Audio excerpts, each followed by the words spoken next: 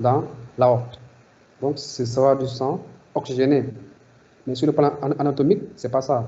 Mais c'est juste sur le plan physiologique. Donc, aussi, on va connecter aussi l'oreille droite au ventricule gauche qui va ramener le sang au niveau de l'artère pulmonaire.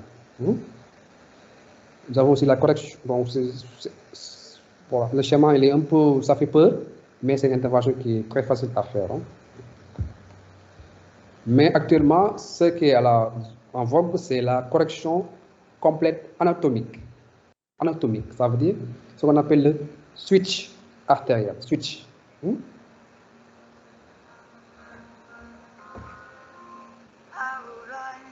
C'est mon alarme là. C'est le switch artériel. Donc, on switcher. Donc, on va juste mettre l'artère pulmonaire. L'artère pulmonaire qui quittait le ventricule gauche, on va le mettre, on va faire de sorte qu'il quitte le ventricule droit. L'aorte qui quittait le ventricule droit, on va le mettre du côté gauche. C'est ce qu'on appelle le switch. Donc, si on prend un schéma, la transposition des gros vaisseaux, on voit ici le ventricule gauche, left ventricule, qui aboutit ici à l'artère pulmonaire. Ensuite, le right ventricule, le ventricule droit, qui aboutit à l'aorte. C'est ça la transposition des gros vaisseaux. Il faut qu'il y ait un peu de mixing pour que l'enfant survive. C'est pourquoi on crée ici, on peut créer une CIA, c'est la manœuvre de Rashkin. Il faut qu'il y ait un mixing. Ou bien on peut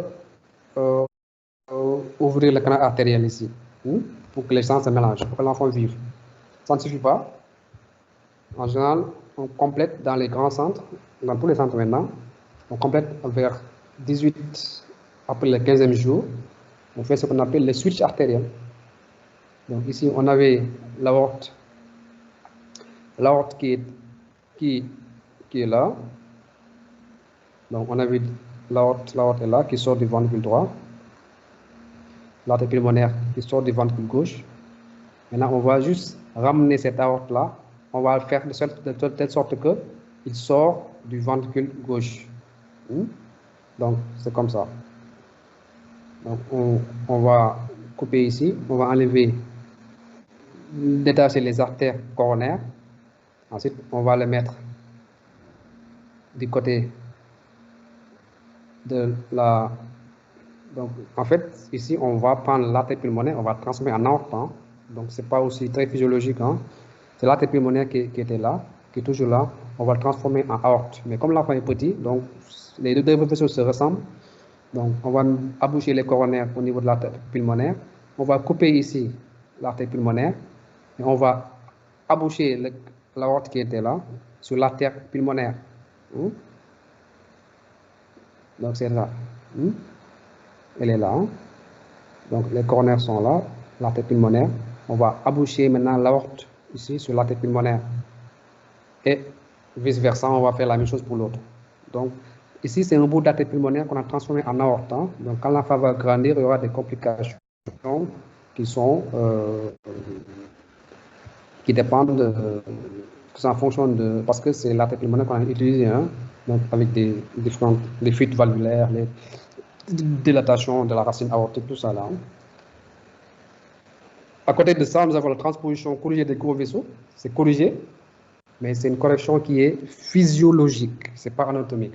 C'est comme transformer en une transposition simple des gros vaisseaux en faisant l'intervention de Senning ou bien de Mustard. C'est la même chose. Donc ici, on fait le traitement. Il y a des centres qui essaient de traiter. Il faut faire une anatomie, une réparation anatomique, mais bon, je ne vois pas trop...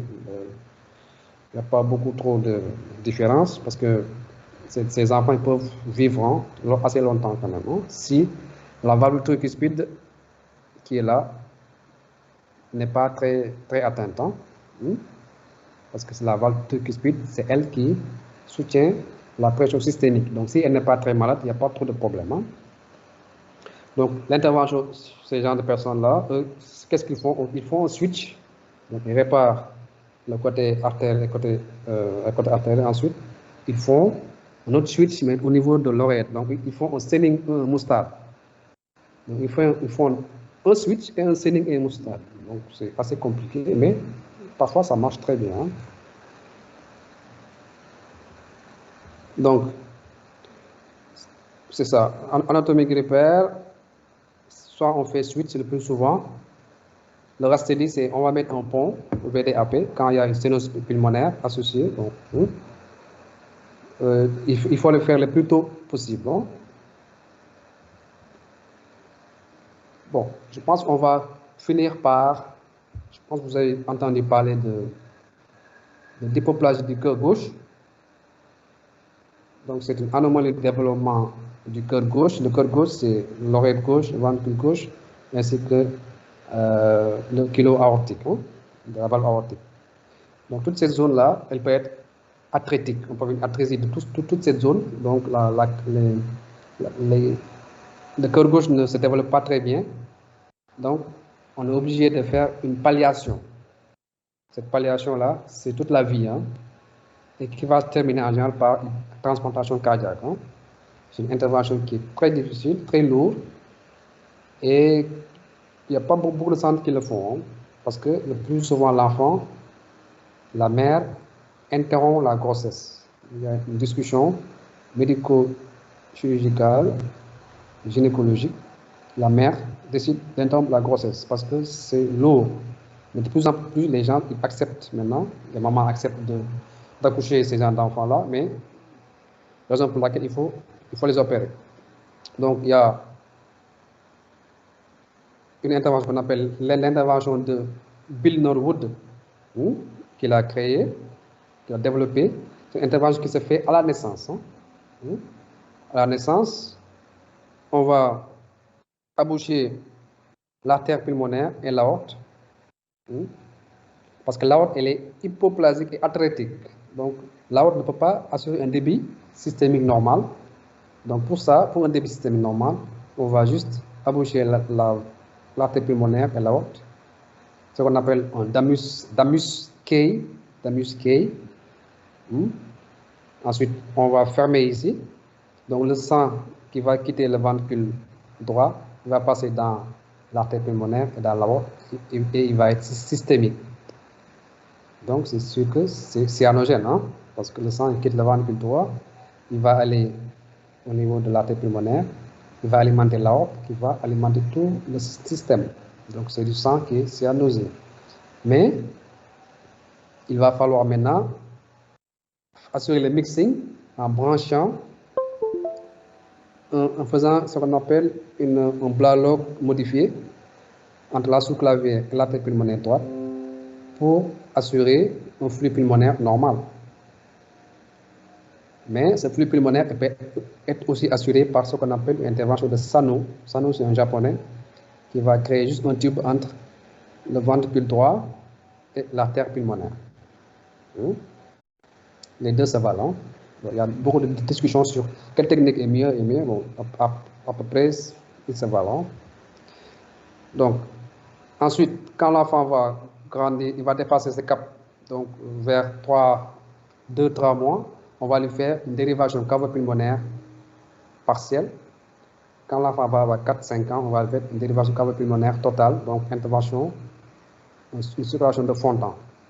Il va vivre comme ça jusqu'à ce qu'il, quand le cœur ne peut plus supporter, on va lui faire une transplantation cardiaque. C'est assez, il y a très peu de centres qui le font. Les résultats, quand même, sont un peu décevants. Bon, en conclusion, nous dirons que ça, c'est juste un résumé, hein, parce qu'on ne peut pas tout citer ici, mais quand même, c'est les principales interventions et pathologies que l'on traite en général, partout dans le monde. Hein. Donc, c'est la chirurgie qui reste la méthode thérapeutique principale dans le cardiopathique congénitale. Certes, il y a eu beaucoup de développement dans le catégorisme interventionnel qui nous aide beaucoup et qui réduit quand même nos charges de travail. Donc, en prenant tout ce qui est canal artériel, CIA, avec possibilité de retour, nous allons traiter les catastrophes. Mais voilà, il faut que ça passe par là. Hein. Donc, elle doit être utilisée au moment approprié, parce que ici, le terme de temps est important chez ces enfants-là, parce que quand la pathologie évolue, il va entraîner des détériorations irréversibles. Par exemple, un malade qui a une CIV